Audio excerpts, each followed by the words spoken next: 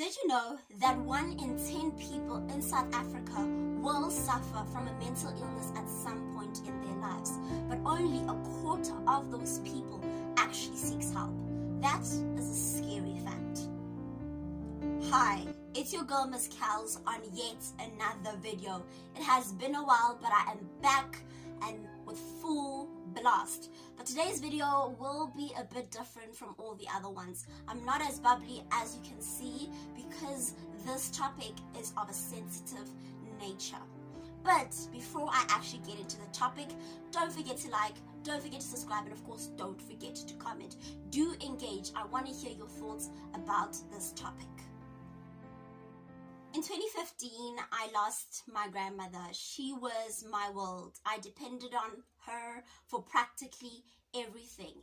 And at the time of her death, she had spoken to me earlier that evening and said that, you know what, my child, I'm not going to live to see the next day. I asked her, Grandma, why are you saying that you're not going to be seeing the next day? And she said to me, I'm not doing well. But I just shrugged it off and said, you know what, stop it. Stop it. You're going to drink your pills and you're going to be okay. The very next day, I woke up to her having a stroke. Yes, I saw her crying out, but she couldn't speak.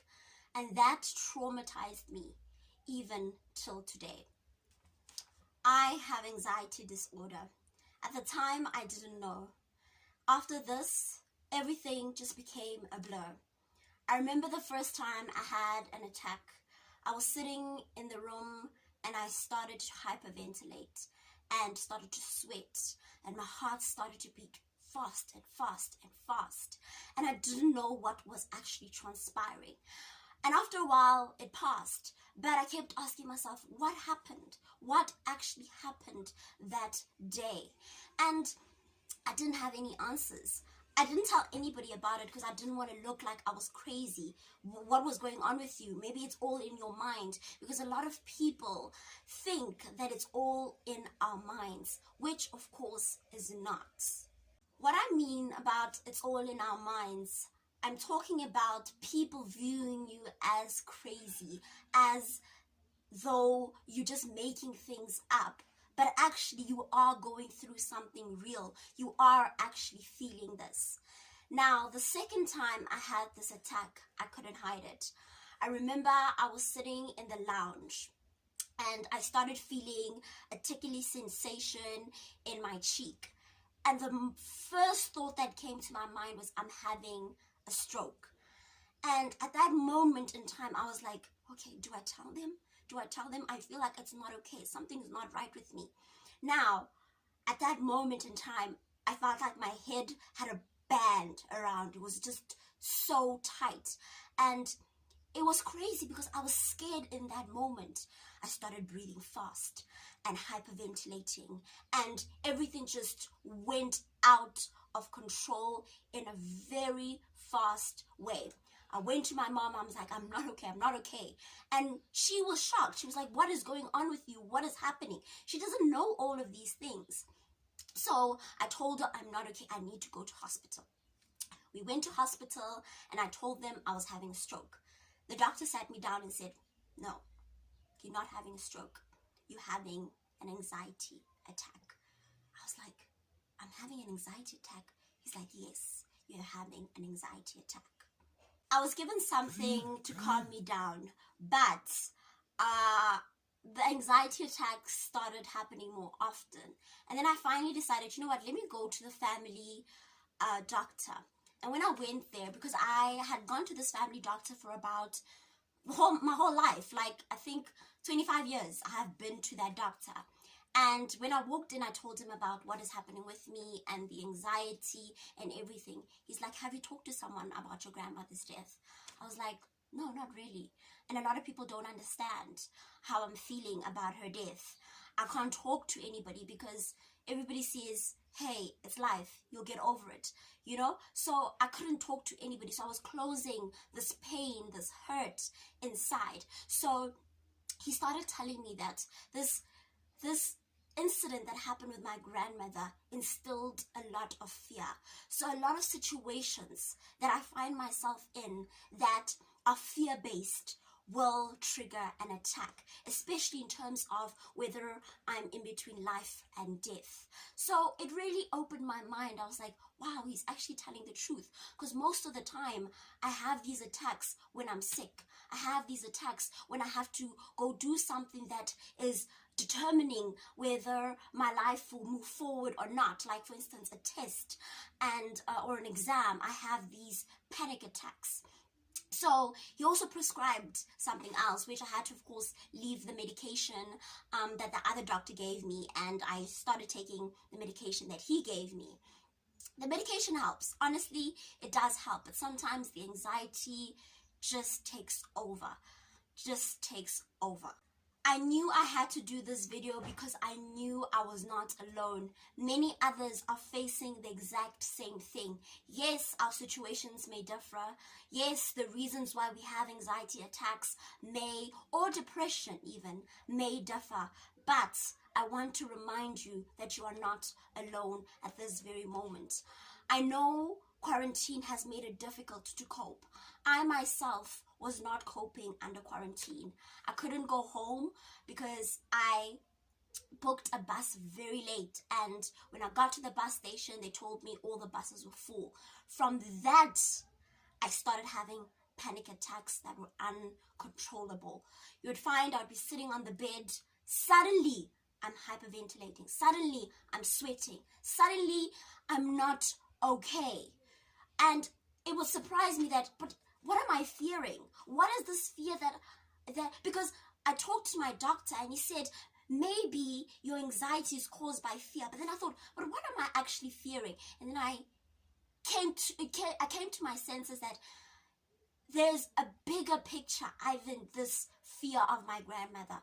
I think it was a lot of things, and I needed to analyze what was actually bothering me internally, because anxiety, depression is a very subconscious thing that people don't understand. Today you're happy, but tomorrow you just don't feel like you want to get out of bed.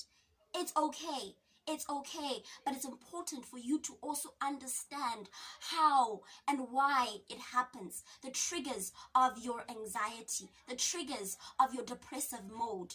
It's important to find out. So, to sum up this video, I'll be just telling you things that you need to remember during this lockdown. Even in general, going forward in your life, you need to remember these few things. 1, you're not alone. There are a lot of people that are going through the same thing. I'm going through anxiety, you going through depression, someone else is going through OCD. We are all dealing with our own situations or mental illnesses. But you can also join WhatsApp groups, which can actually help you deal.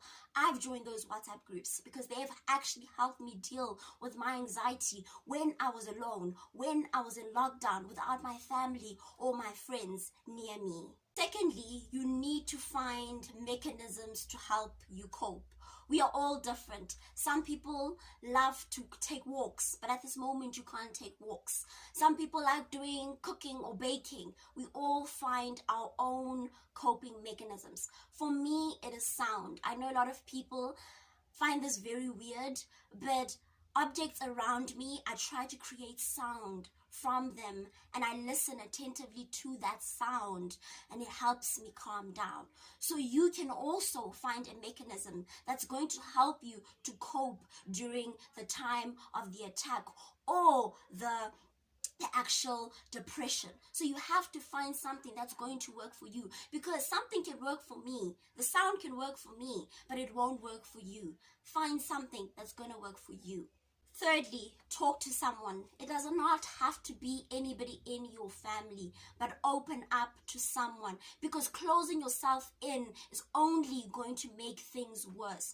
Talk to someone, tell them how you feel, tell them what is actually happening.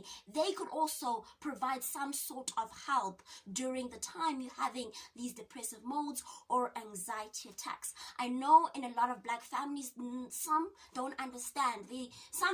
Black families actually have this thing of saying, you've got everything. I've given you money, I've given you food, I've given you, how are you depressed? How do you have anxiety? You know, because they don't understand. But you don't have to talk to them. Talk to a friend. Lastly, but more importantly, I've said it before, find triggers. It's very, very difficult to find a trigger of why you're having a depressive mode or why you are actually even depressed.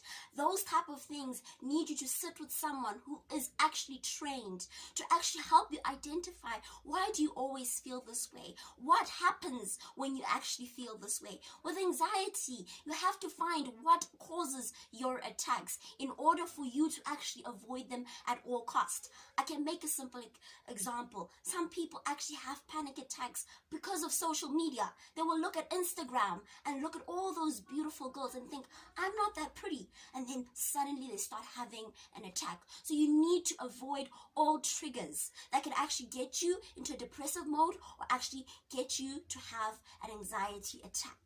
Now, that is it on this video on surviving anxiety, depression during this quarantine. I hope you guys actually found it very insightful. You will actually share it with someone who has depression, who has anxiety, who has any other form of mental illness. I will put down links below so that you can actually access those WhatsApp group as well as read more about anxiety as well as depression.